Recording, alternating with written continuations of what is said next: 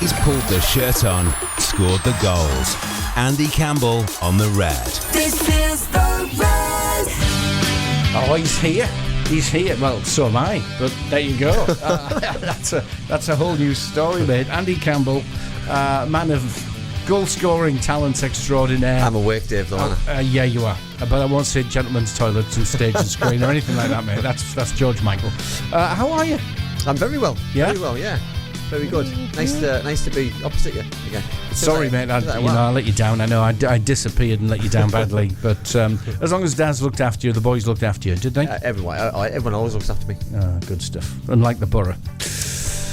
So, go on. Open that can of worms, eh? We've opened it, so we might as well jump in head first. Oh, hang on, I better give you a camera, hadn't I? People want to see you, not me. Not the back of my head. So, 2-2, Hull City.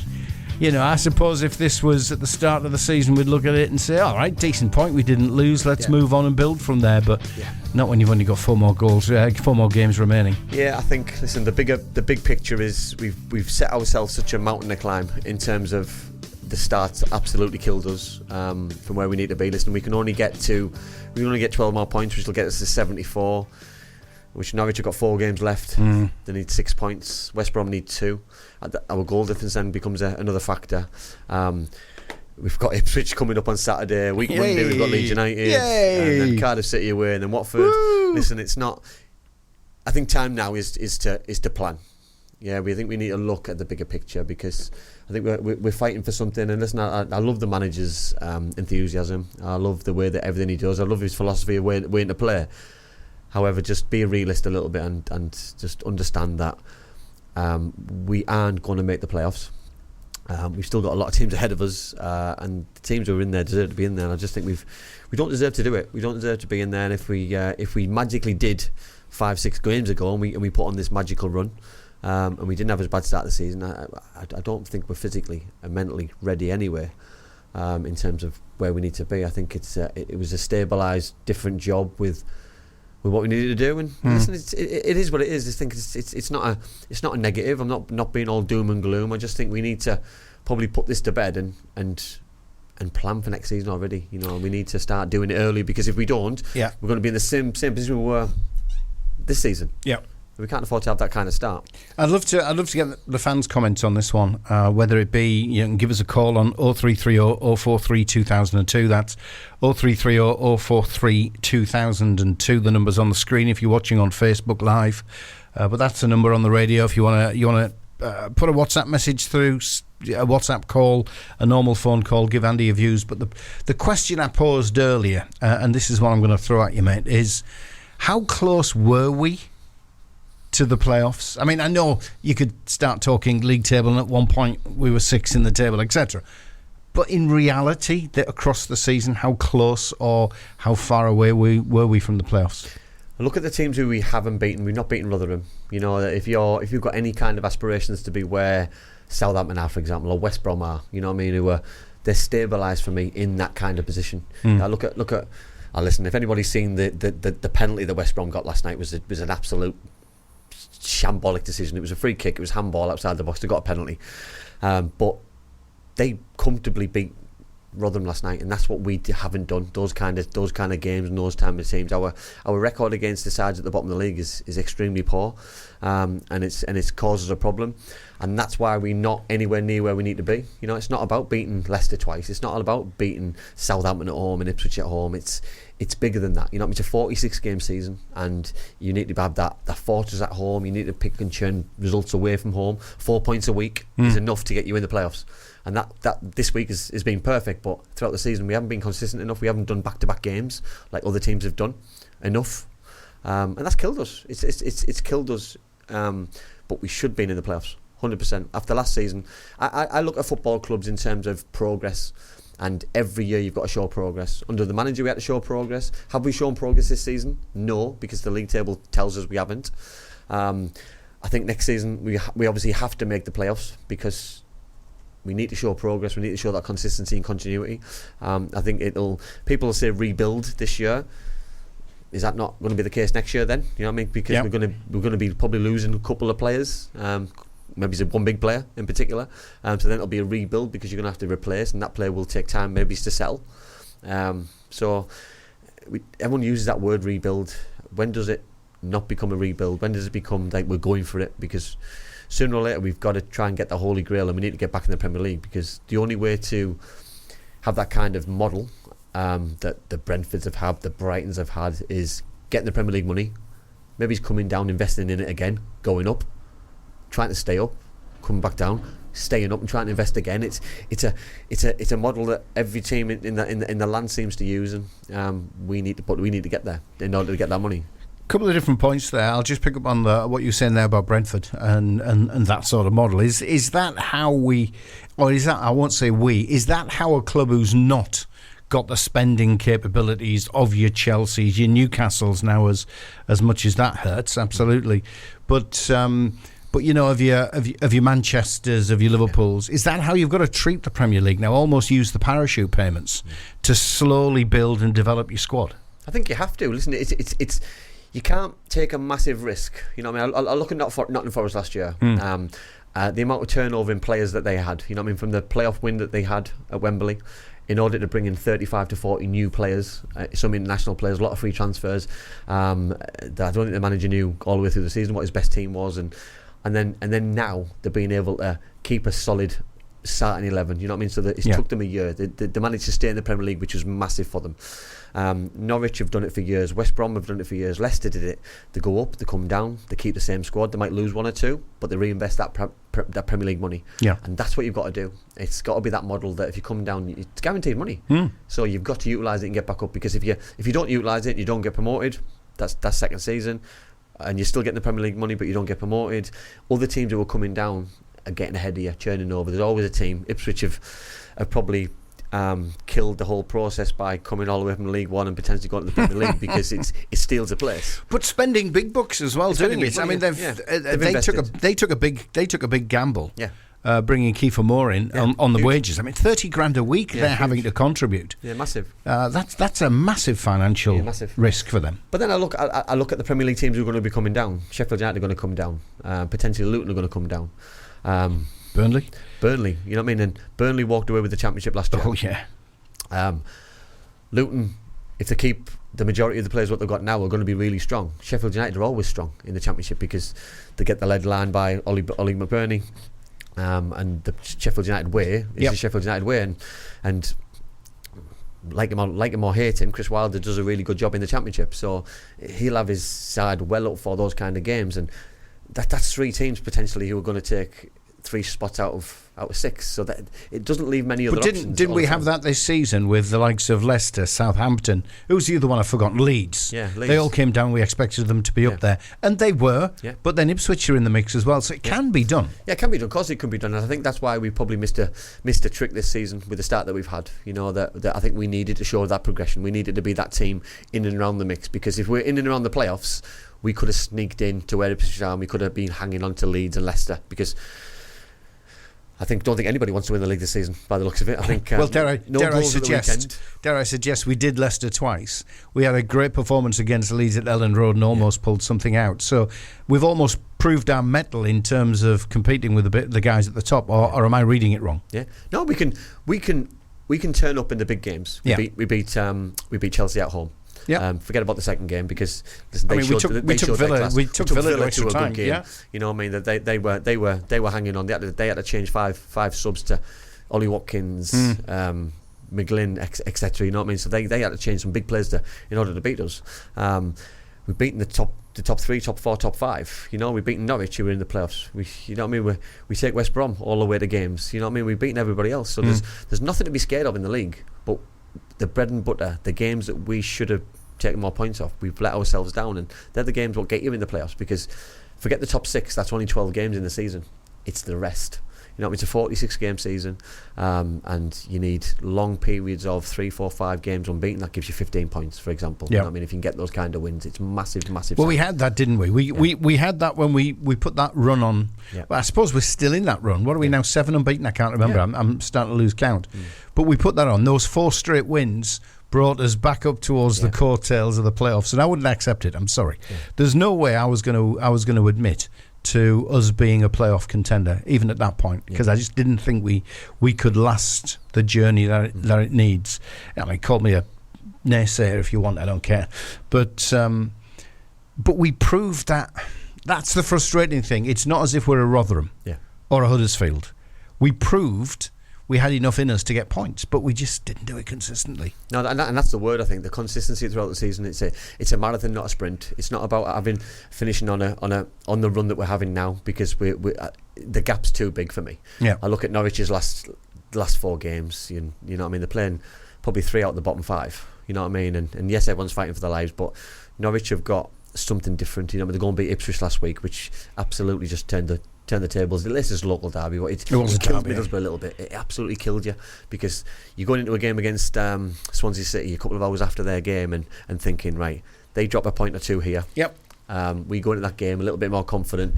Yeah, and then they have a midweek game away from home on the back of a defeat or back of a draw. You start to ask a few questions, and they picked off 4 points this week, like we did, and we needed to close that gap a little bit. And you know, I mean, listen, a 2-2 draw against Hull, who spent some big money in the transfer window at over Christmas, it's a good result. It's 4 points out of 6 during the week. It's exactly what I'm talking about. But when a team like Norwich drops 2 big points at Sheffield Wednesday, that was our real opening to try and get a result. And unfortunately, we didn't get there probably by our own fault of giving silly goals away. I was going to ask, how much of an opportunity was that game against Hull City? We started off perfectly, got a goal last. We'll talk about him a little bit later in the show, because he's starting to show some form now, and no one better to be able to judge a striker than a former striker himself. But how much of an opportunity was it? I mean, if we'd have won, we'd have had 2 more points. We'd have been 4 points behind Norwich, 5 effectively because of goal difference at this stage of the season. Was it an opportunity missed, or were we just not close enough, even if we'd have won? I look at things from all angles. You know, I think that's probably the coach in me now, that people say it's better to play the game first, because you can get the points on the board, you can put the pressure on the other team. But then if you know exactly what you need to do, if you're waiting for a result and you know exactly what you need to do, and that's been happening for the top 3, that they all play on different days, and you know exactly the result that you need to do, and it puts a different kind of pressure on you. We got off to such a good start. I just can't believe that we didn't probably get over the line, because it gives us a real opportunity to put pressure on Norwich at the weekend, because you know what I mean. Yes, we've got a tough game ourselves, but we've beaten Ipswich already. Ipswich are on great form. We haven't won in 2 in the last 2 games, especially. So we'll come on to that, because we've got Ipswich and Leeds, but no, all of them up there. I think it's an opportunity. It was an opportunity loss, because when you know what you need to do, you know what I mean. It doesn't matter if it's a scruffy 1-0 or it's a last-minute winner or it's a comfortable win. You know what I mean. We knew exactly that we get the 3 points there. It would have put serious pressure on West Brom, who were also playing that night, and especially Norwich, who drew the night before. Do you genuinely think that it was that much of an opportunity, and that, you know, closing within 4 points on this unbeaten run that we've got would have applied enough pressure on Norwich just to maybe see them looking over their shoulder? I think it made them look. I don't think it would have been enough, because I think the goal difference is going to play a huge factor still, and I think they've got a decent enough run in to see us off. You know what I mean? They still they need 6 points, and we can't catch them. You know what I mean? Unless we win a game really heavily and they lose a couple of heavy defeats, which won't happen. Which won't happen in this day and age. I don't believe in this. It's not the Premier League where there's goals galore. At the minute in the Championship, it's few and far between. And especially, we've just named the 2 teams that we're playing against. The next 2 are both going for the title. They're both not losing games because they're scared to lose. There's nothing in the games at all. Sunderland, you know what I mean? The cagey games. Ipswich last night, cagey game.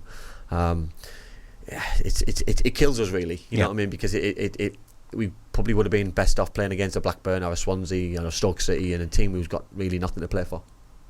But even if you play a Hull City or a Norwich City, they're the games you have to win. Yeah, you do. Yeah, I think we showed our worth though against those kind of teams. That we at home we beat Norwich City.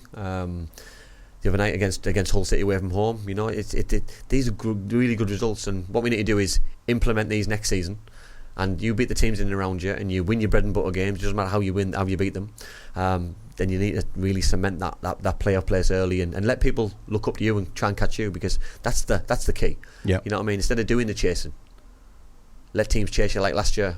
Last year, people were chasing us all season. Yep. Nobody caught us.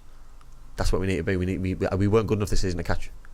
Okay, I'd love to get your thoughts in with Andy. The number, as per usual, 0330 043 2002. That's 0330 043 2002. That's if you want to call, WhatsApp message the studio. Or you can do it on Facebook Live. A lot of people are doing it on Facebook Live. We'll get into a couple of these. We'll get into more of these in a sec. But Leslie Coates says the main man's on. Thanks, Leslie. Appreciate that, mate. Is he talking about me, are you? Well, I'm going to claim it's me because he isn't. You've read it. Yeah, well, he just doesn't say who. Rye, of course. Hi, Andy Campbell and Dave Roberts. Good to have you with us, Rye. That's our Plymouth, our 51-49% Plymouth man. Yeah, well, no, Plymouth Boro man. It might be the other way now with Plymouth hanging on right down the bottom. They are hanging a bit, aren't they? They are hanging a bit. Are they going to go down, Rye? What do you reckon? Leslie Coates been back. Let's have a look. Against the bottom teams, because hang on. I don't quite grasp it, Leslie. Against the bottom teams, because we turn up thinking it's a win and we struggle. That's my thinking. Yeah, we've lost it against the bottom teams. That's the point you were saying earlier. Yeah. Got that one. Stu Gawley, evening. We've always struggled against teams at the bottom of the league, and I go back a long way. Ha ha ha. He's a dinosaur. Well, it's true though, isn't it? Like, notoriously and I'm going back when it's always easy to go to play against Man United, to play against all these top sides. It's when you've got to motivate yourself, because the fans get up for the big games. The fans get up for Villa. The fans get up for Leeds. The fans get up for Chelsea, Sunderland. It's hard to motivate yourself sometimes as a player when you're playing against the Rotherhams. You know, I mean, that's when they need the extra. As a player? Yeah. I know we're due to go into some ads here, but I want to hear this. Yeah. As a player, I mean, as a fan, you turn up when you're playing Swansea. Yeah. Shouldn't use them as an example because I know the rivalry with one of your former teams. But it's true though. Okay, Stoke City. They bring no fans. They bring no atmosphere. So you have to generate your own atmosphere. It's easy when Sheffield Wednesday bring 3,000 solid fans. You hear them throughout. You want to prove a point. It's easy to get up for those kind of games. But that's a fan's perspective. From a player's perspective, the same as well. Players need motivating as well. Yeah. Players need motivating to help you get over the line. If you're having a bad game, who do you look to? You know what I mean? Because you don't want to come off. You need someone to drag you through. If that's another player to drag you through and help you, or if that's the supporters to be the 12th man, 13th man to help you get over the line. And if you've suddenly got 27,000 people giving it helping big licks, saying, come on, you might know you're not playing at your best, but come on. You'll do it. It helps. You'll do it. Oh, 100%. 100%. You know, I mean, likewise, it can have a negative effect. That you're having a tough time, and you're in your shell, and you know when you. Well, the jeers, the boos, the whistles, the cat calls. Look at United. You know what I mean? I use Man United as an example. You know what I mean? That at the minute they can't get anything right because fans are negative about the owners and the manager and the chairman, the director of football, the players, and the players don't look like they enjoy playing at the theatre of dreams. Whereas, you know what I mean? You look at other teams who they seem to suck the ball into the goal, and I'll use Leeds as an example. Yeah. You know what I mean? The Leeds fans at home are amazing, and they'll be fanatical when they come here. You know, I mean, they'll come here in their thousands. And I'm going back a couple of years when Middlesbrough beat them.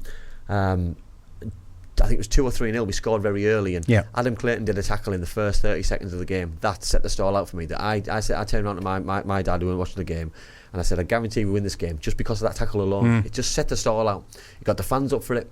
It got the rest of the players up for it. It got Adam up for it himself. And he didn't need that anyway, I don't think. No, he didn't. You know what I mean? He knew already he'd won the battle. In the first 30 seconds of that game, he'd won the battle. And I think sometimes it takes that kind of moment, you know what I mean? If you can do that in the first 5 minutes to win your battle, first 30 seconds to win your battle, you know what I mean?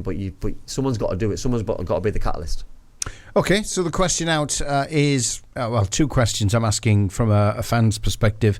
How close were we across the season to being a playoff placed team? And then secondly, and we'll come on to this, is what are your hopes for the summer? What do you want the Boro to do? Don't come back across with 6 the points. summer. 6 points from the summer. Don't know where we'd get that one from. But I'll tell you what we're going to do. We're going to take a quick break, and we'll be back with more from Andy Campbell and your thoughts, your comments, your calls. If you want to call, you can. 0330 043 2002. We'll do that next. Cam's Red Army, right here on the Red. This is the Red.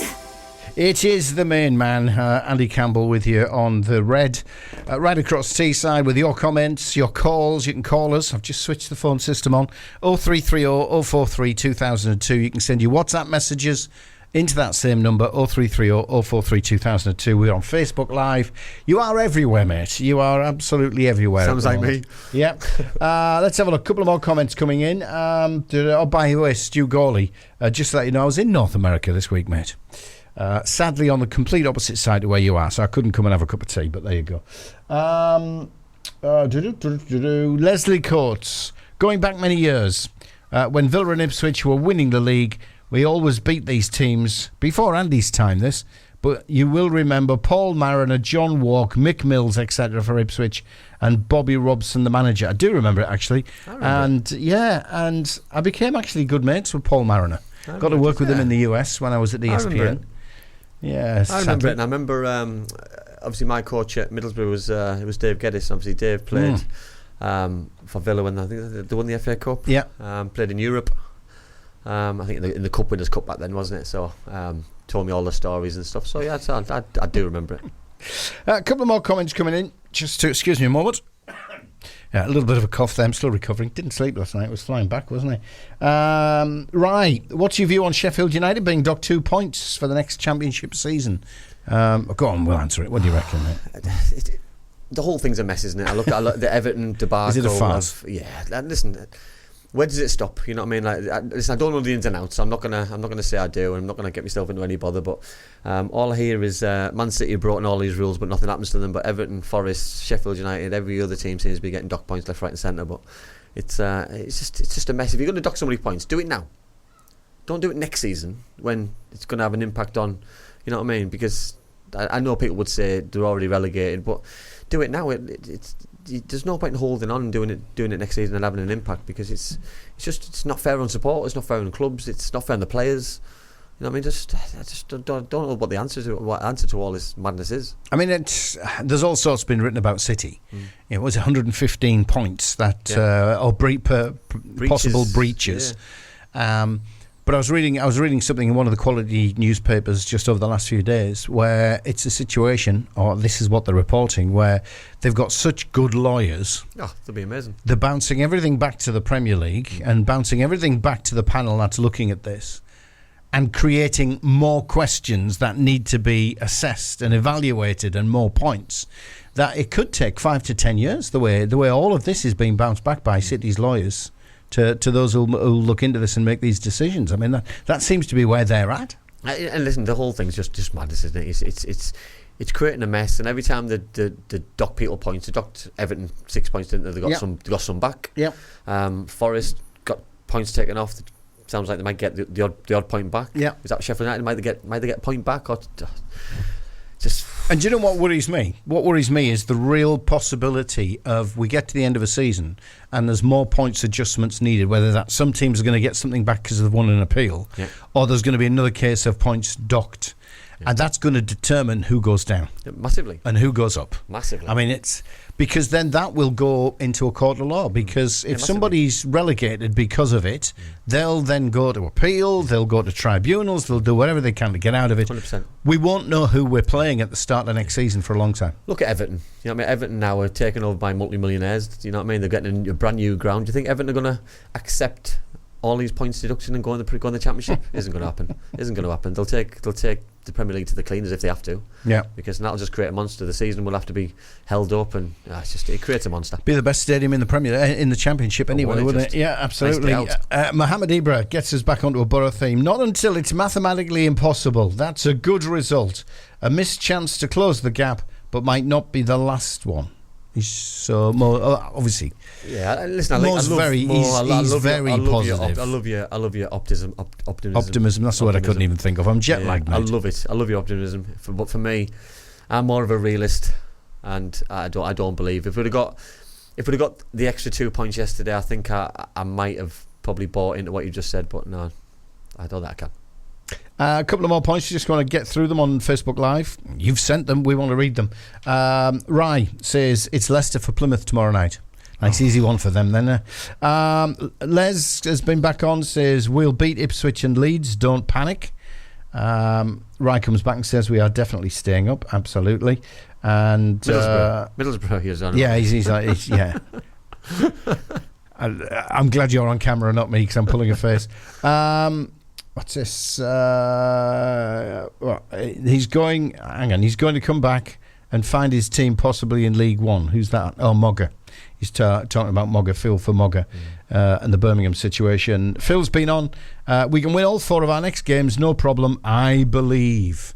He's obviously been watching Miracle on 42nd Street, or whatever it's called, with the I believe button. This will be, though, it'll be Middlesbrough all over. That we will win. No. We'll win all 4. We still won't get in. So it's not about Middlesbrough for me now. It's about chasing Ipswich, chasing Norwich. Sorry. Yeah. Norwich needs 6 points. Yeah. And that's all. It doesn't matter what we do. Can you see? I had this one thrown at me during the week. A mate of mine was saying, "What's going to happen is we'll keep our interests alive until the last game of the season." Now I don't know whether he's changed his mind because that was before the Hull City draw, but. I mean, would that be typical Boro, keeping the fans biting their nails? I've already, bitten them down to the quick until the last game of the season, or are we too far away for that? I can't see Norwich not getting the 6 earlier than the next 4 games aren't difficult for them, in my opinion. And I just think by next Saturday it could be they could only need 3, and the West Brom could be out of sight because they'll be one ahead of the magic number that we can get. So, it's not about us anymore. It's about other teams. Other teams have to slip up massively. We can only get to that magic number. Other teams need 6 points. So, and then it goes on goal difference. So we need really 7 points. We need teams to drop even more points. It's not just that a case of that's what it is. It's even more complex than that, really. Just looking at a few more. Ryan quite rightly points out the late Paul Mariner. I'd actually add to that and say the late great Paul Mariner, because he was a fantastic player. Fabulous player. Well before your time. You won't remember him, mate. No, You're far too young. I didn't see him play, but fabulous. I've seen videos. He's one of those players that was brought up to admire. And have you heard the story about Big Jack Charlton? No. So when Jack was with the Boro, it was the year we were topping the old First Division. So it was the year after promotion, when we had that great 73-74 squad. And we played the next season, being promoted. By Christmas, we were top of the table. And Big Jack, Charlie Amer had said to Big Jack, "You've got one signing in you. Who do you want?" And we'd been offered this lad called Paul Mariner, young up-and-coming striker.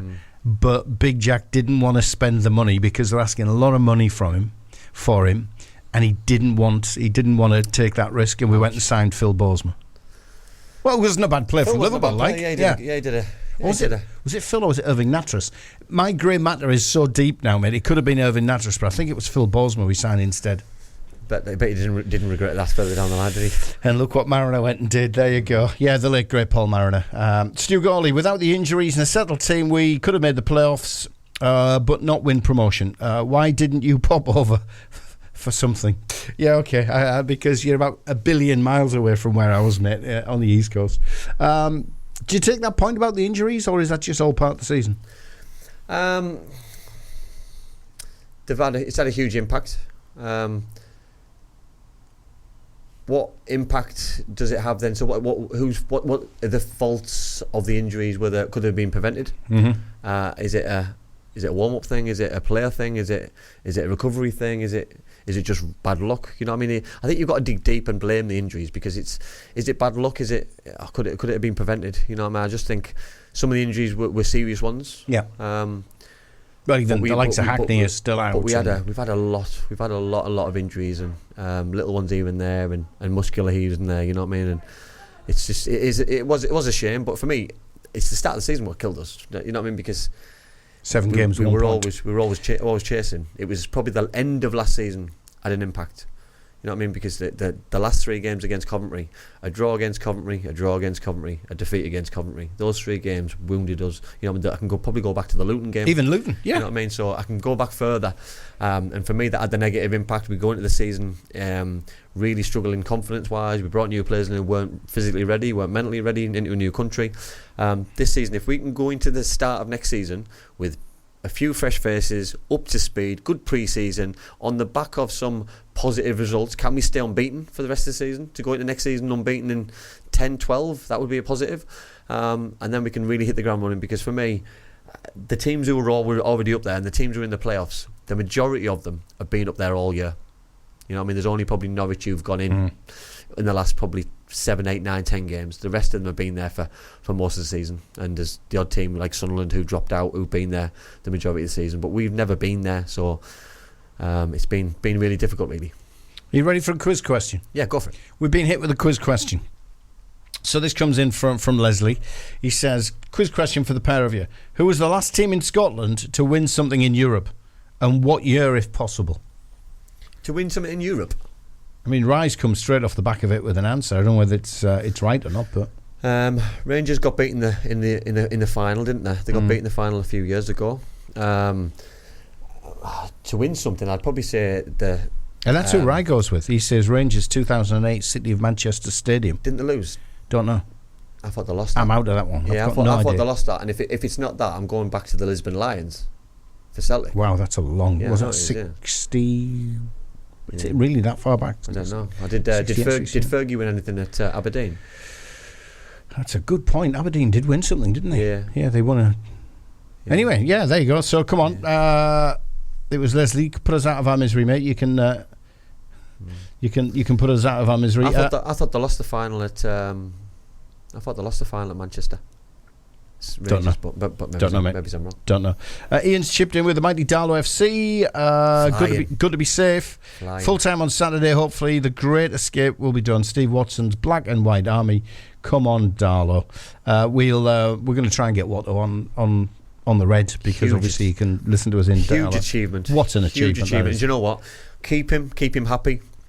Hopefully the fans can get their hands in the pockets again and raise as much money as they can for the budget next season, because with Steve at the helm and bringing in the players that he knows locally as well as nationally, he can have them turning their fortune rounds and battling back against Benny Brothers and South Shields. So I mean, you don't become a bad team overnight, do you? I mean, Alan had his struggles with that team. Yeah.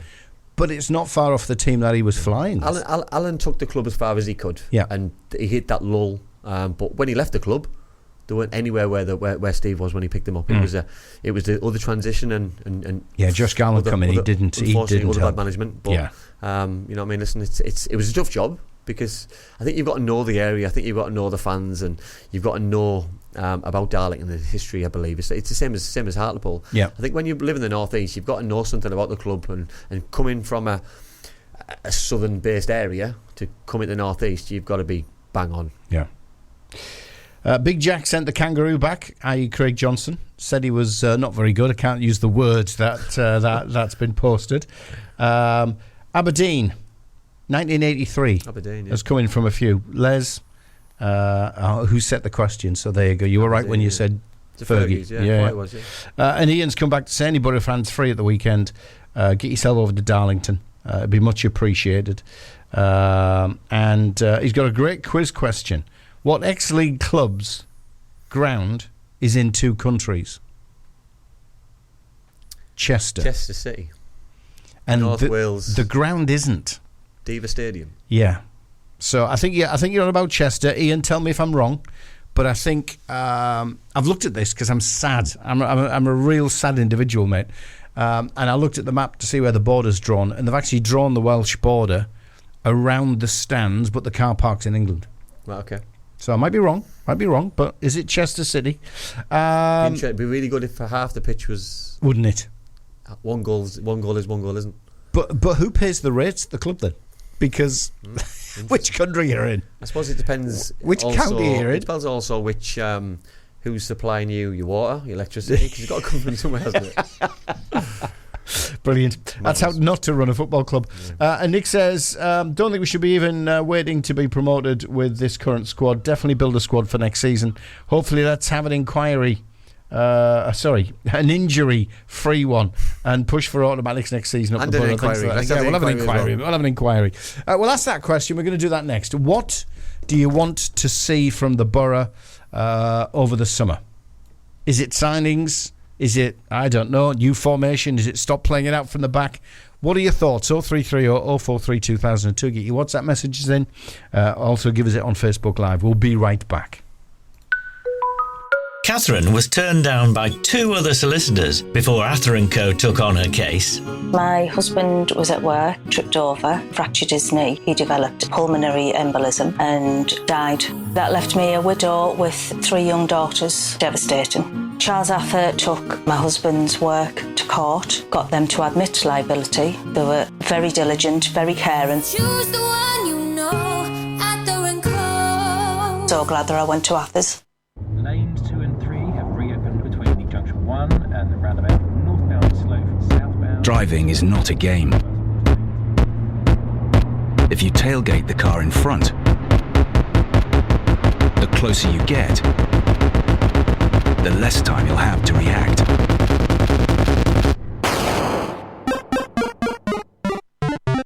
Don't be a space invader. Stay safe. Stay back.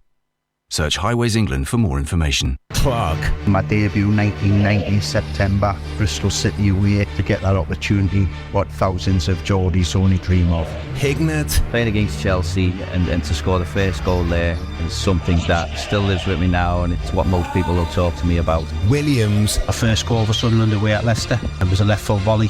I didn't realise my left foot was for kicking the ball with it as well. I thought it was just for standing up. across the northeast.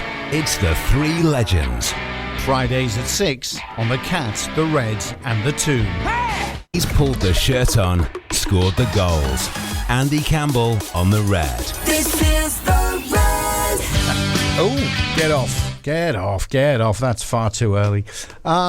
So, mate, we're asking the question, what do we need from next season? What do we need from next season?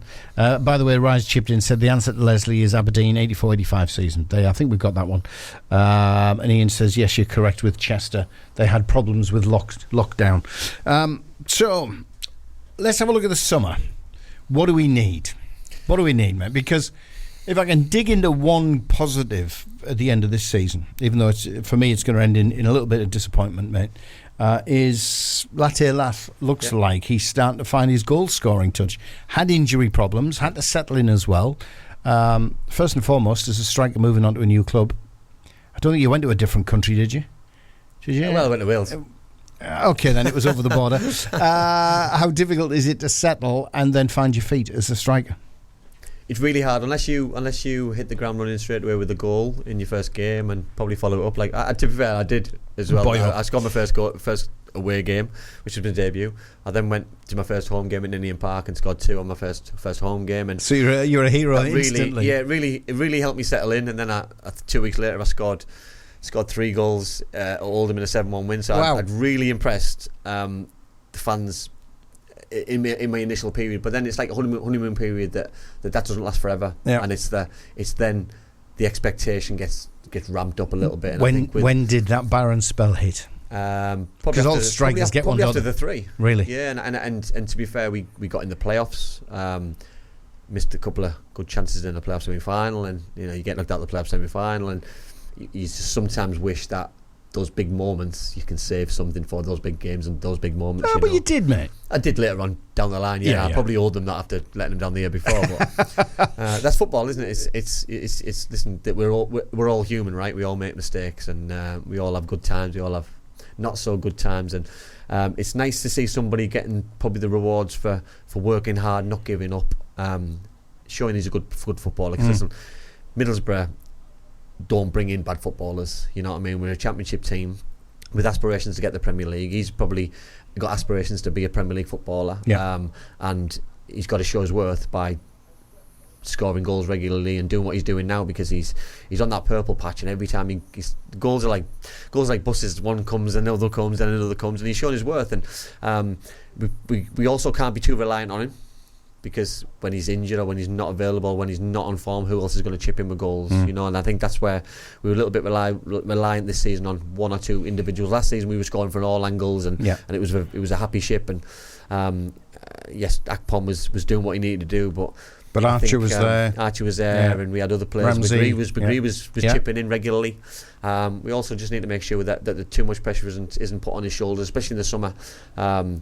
If we aren't going to get promoted, maybe make sure that he's in the right frame of mind and stays fit for the rest of the season, so he's not picking up anything for the summer and has an impact, because he had his injury problems. It's taken him time to get match fit, and he's shown his worth by being match fit and sharp. And listen, I feel sorry for Josh Coburn, because Josh was obviously the manager's favourite.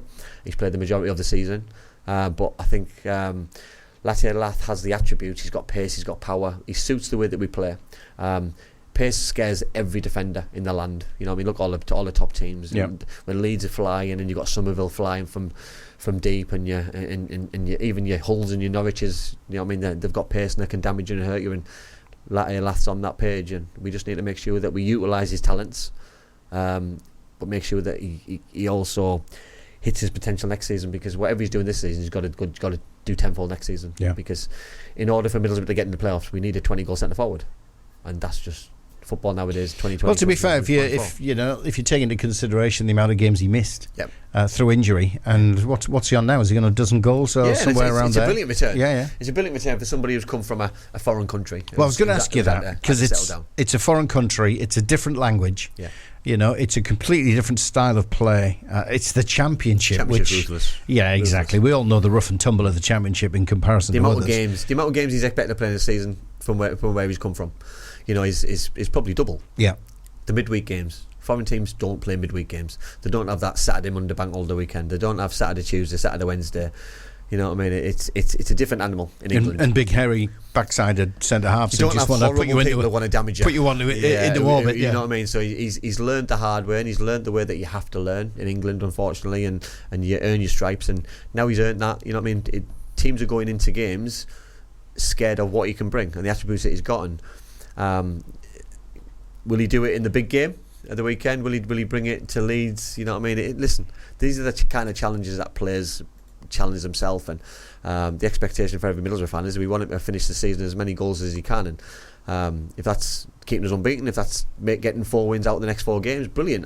Listen, I don't believe we will get in the playoffs, because for me it's other teams that's for them to lose. Yeah. I'm speaking individually for Lath himself. I'm speaking individually for the club, and what we need to do is we need to finish the season strong, ready for next season, because last season I believe had the impact and the negative impact. This season we need the other way, because players, and I'll use Zach Pom as the example, that he didn't score against Coventry,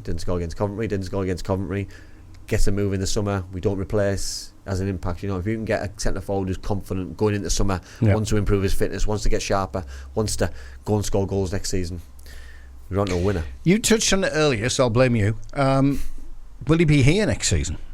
Could he catch the eye? I did ask that on air, because I look at things a little bit different, and I look at other centre forwards who are available now. You know what I mean? I look at the Premier League as an animal, in terms of teams seem to buy players and stick them in the 25-man squad, and they don't utilise them. We've lost one already to Villa, you know, and could it happen again? Of course it could. If he does too well, teams might look at his attributes, because he's a good footballer. Well, if you look at him now, and if you're that outsider looking in, you think he's had his injuries this season, but he's still stuck a dozen goals in. Yeah. What would we get out of him if we give him better service and we could keep him healthy? Yeah. So I'm sure he is attractive right now. Yeah, and I totally agree. And I think maybe if we don't win the next game, and our position is untenable in terms of getting anywhere near the playoffs, then maybe it might be an option to pull him out for a game or two and just try and slowly let people off the scent a little bit. That Will he's doing, because what we can't afford to do, we can't afford to be known as that selling club and sell our main assets all of the time. You know what I mean? Because we lost a big centre forward last summer, along with a host of other players. What I don't want to do is have another summer of turmoil, and then have to replace and not be able to replace, because it's difficult to then find that hidden gem or find those kind of players. But it's difficult, isn't it? Because I think if the model is of your football club that you've got to sell players to be able to reinvest and build, and slowly, I mean, if a decent offer comes in, you'd have to look at it. 100%. I'm guessing you would. You asked the question about what would I like to see? What do the fans like to see in the summer? I'd like to see the manager getting backed, both himself, new contract, come out that he's shown that the club want him, and he's definitely going to big noises that he's going to be here, because I'm sure there'll be jobs available left, right and centre, and I'm sure he'll be touted because he's done a phenomenal job over the last 2 seasons. Has he earned his stripe to get those opportunities? Potentially, but I'm a Middlesbrough fan. I want him to stay here. I do like his philosophy. Has he got the players to match that philosophy? Not in my opinion. Not right quite. Now. You know what I mean? Because he's playing out from the back is the big example. He showed in midweek that he's got his way of playing, which is very attractive. It's very good on the eye.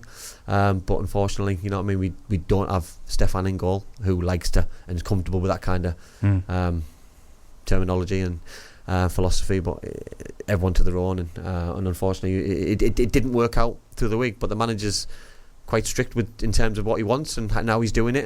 And for me, it's a fantastic way of watching football. But you've also got to have the place to do it. Yeah.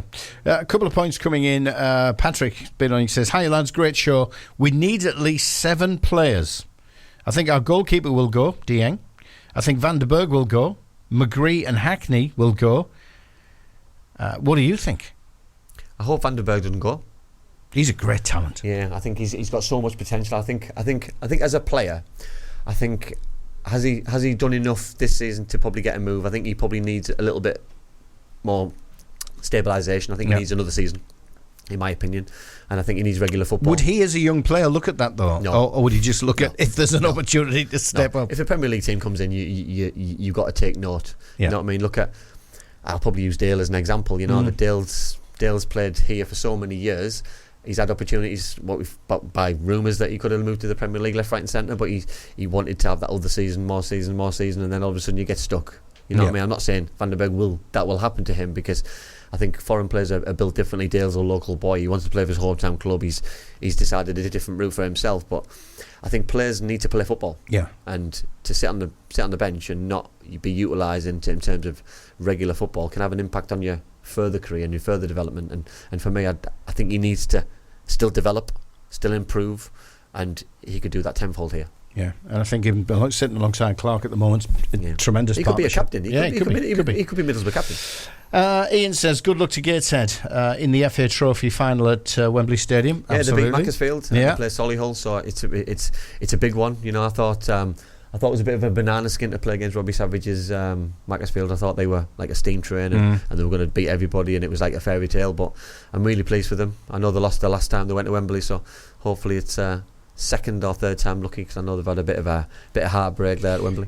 Well, we all? They're not the only ones, are they? How many times we went? It's a North East thing, isn't it? 3 times in 11 months, and didn't get a sniff. Well, almost a sniff. I still haven't forgiven Leicester. Let's have a look then. Leslie Coates says, "I bet you used to go to the Martin Country Club when Charles Amer had it, and his big Rolls Royce with the reg number 95WY. Good memories, lol." I did used to go in the country club, but I wasn't old enough to drink, mate. I'm not that old. And Patrick Wheatley, Latte Lath will stay for another season, but I think he will just stay playoffs. Hang on, let's get that right. He's going to stay for another season, I hope. I think we'll stay with the playoffs of God. Just finishing strong, and let's prepare for next season and kick on and bring in some really good players. Sensible comment. David Campbell, Van der Berg oozes class, just needs another season. He's smart and has a good agent, after a recent article from Kieran Scott. So, another sensible comment. Yeah. Almost to finish on, yeah. It's such a difficult one though, because players are governed by representation as well. So if an agent tells you that you're moving as well. So it's players have the power, and hopefully Michael can get into people's heads, have good meetings with agents, good meetings with players and representations, and just tell them what the plan is and what's going to happen moving forward, because that's the key for me. Yeah, they need to be told exactly what's happening, because you can't kid a kidder. Is the work ongoing now to identify the talent that we need? I hope because so. We're not going to be in the Premier League. I hope so, because we need investment. I don't believe we need 7 players, but I think we need. We could lose a few though. Yeah, I think we need a good 5. Senny's been attracting Premier League interest. We need a good 5. Yeah. Van der Berg, like you say, might stay around, because if he has got a sensible agent, you might say give it one more season. Hayden, there's a question of Hackney. Will Hackney be here? So we could lose a couple. Yeah, I think we will lose a couple. I think, and it'd be very interesting if we can reinvest, because Hayden will bring in a significant amount of money, and if we can reinvest that kind of return, we can get some serious players. How do we answer this one, by the way, mate? I've got a question from Leslie Coates. How old are you? Just so I know your era. How do I answer that one? Age is just a number. Yay! I love that. Leslie, age is just a number. You heard Andy Campbell say just that. a number. Let's just say I do remember as a kid sitting in the South Stand at Ayresome Park watching Jack Charlton's 73-74 team. Age is just a number. As a kid. Hope that helps. We've got to talk about the forthcoming. So Ipswich. Yeah, big game. Big game for everybody. And Leeds. Big game for everybody. Mind you, we'll have a show in between. So let's just talk Ipswich. It'll be cagey. It'll be cagey for us because we'll want to keep this unbeaten run going. It'll be cagey for them because they haven't won in a couple of games. They're not scoring as freely as they do, but they don't seem to let many goals in. Their fans will be expecting. I'm sure there's a game on the night. Or they're the last team. Someone's playing Friday, so I think it's so intriguing. You know, what I mean, Sky have played a blinder with having games on different days and different times, so that they're going to find they're putting pressure on each other, and I think it's keeping the league quite interesting. But when you've got a centre forward like Kiefer Moore, Sam Morsey, I was hoping might have picked up a red card in the week because he's one of those players that you love to hate. You know what I mean? He's going to get stuck in. He's going to win his battles. He's going to want to beat Middlesbrough Football Club. He didn't have a great time here. So Chaplin scoring goals, doing well. You know what I mean? They've got so many dangers, Ipswich. They've got a really good manager, a really good head coach who's done a great job. I just hope that we can keep the run going. I'm not saying I'm expecting us to win because I probably don't. If somebody offered me a 0-0 draw now, I'd probably snap the hands off because I think it's important that we look after our own and keep this run going and try and stay unbeaten as long as we possibly can. So Leicester play tomorrow night. Yeah, this is what's happening at the top.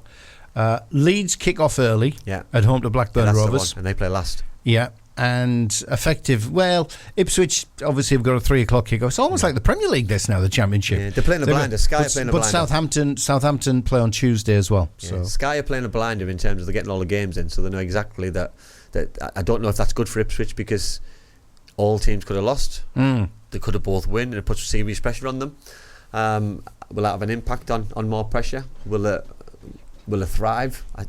It's so interesting. It's something you mentioned earlier when we were chatting downstairs before we came into the studio. You were going on about, you know, how the teams up there at the top, all of them at the moment, obviously are afraid of losing, rather than focusing on just how can they steamroller their way through to the top two places or not. Could that work in Boro's favour? It could if we can get ahead. I don't believe that teams will go gung-ho because I think they'll probably look at the next 3 games and as long it depends how the game's getting on, because if Leicester don't win or Leeds don't win, do Ipswich need to win? They don't. They'd like to win, of course they would, because it'll have a huge impact. But as long as they don't lose, it's that chicken and egg, isn't it? It's the case of, you know what I mean, they need to hang in there and keep the pressure on teams, because whichever team of those 3 finishes third, I fear for them, because I don't believe they'll go up. Because you think it'll be such a deflation? It'll be a nightmare. It'll be such an absolute nightmare in terms of that they've been up there all season. They're going to have to regroup the players. They're going to have to freshen things up. They're going to have to hope that the team who finishes 6th doesn't, because that's who they're going to end up playing, doesn't come in with serious confidence, and cause it could be Ipswich Norwich, and that would. It'd be a nightmare. What a game. A quick one. Stu Goldie reckons we should start a new competition, Guess Dave's Age. Ian's come straight back and said 40 years of age. I want to keep on the good side of him. I love him. I love you, mate. Answer. Yeah, good answer. That must make me 21 though. Like that as well. That's all I can say. And the final comment is from David Campbell. 8-game unbeaten runs, a massive bounce back from Stoke away. This we cleaned up until last night. It's been impressive. I fancy us getting a good result against Ipswich on the counter. And Patrick's jumped straight on the back of that and said, I think we'll get something out of Ipswich. Hopefully beat Leeds at home, but with a big crowd. Let's get behind the lads and get a result. I'm going for a 1-0 win against Ipswich and a 1-0 win against Leeds. Well, we'll talk more about Leeds next week, mate. But thoughts? You do Ipswich? I'm going to go draw. I think we're playing really well. I think we're playing with enough confidence to get something out of the game. I think both Leicester and Leeds are both going to win in their respective games. So I think it's going to put serious pressure on Ipswich, and they can't afford then to lose. So I think I'm going to go 1-1. Good man. Yeah, okay, I'll go with you. I'll go with the 1-1. I think I've got a both heart and head moment. Obviously, the head's telling me Ipswich have got too much to lose, therefore they'll just nick it. But the heart obviously is telling me I can't go against the Boro. Yeah, tried it once, didn't We're playing work. well, aren't we? We're playing well, and I think we deserve that kind of respect now. In terms of, it's not about the playoffs; it's about just churning games out. Yep. Cracking. We're done and dusted. Thanks, everybody. We'll catch you next week and have a chat about Boro playing Leeds United off the back of a great victory at Portman Road. Have I just put the mockers on it? Yeah, 100%. All right, mate. Thanks. Forget the Mackhams, forget the Mags, Smoggies and Proud. This is the